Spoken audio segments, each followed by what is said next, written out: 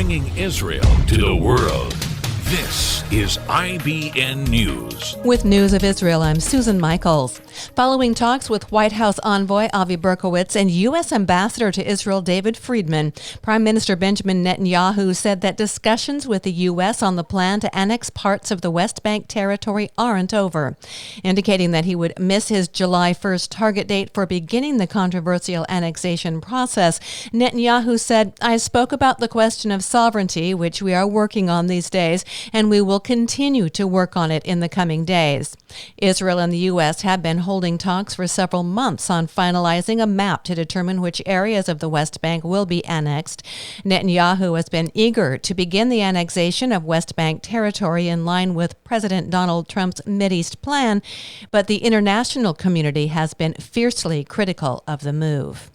In an interview early this week, Defense Minister Benny Gantz spoke about Prime Minister Benjamin Netanyahu's push to extend sovereignty over Jewish settlements in the West Bank, indicating that President Donald Trump's peace plan is the right framework for the country.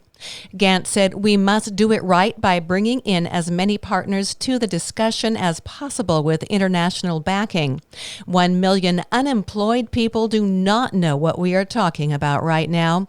Sources from the Blue and White Party say Gantz told Trump's advisor Avi Berkowitz this week that the July 1st deadline for official debate on annexation is not set in stone as the coronavirus takes national priority.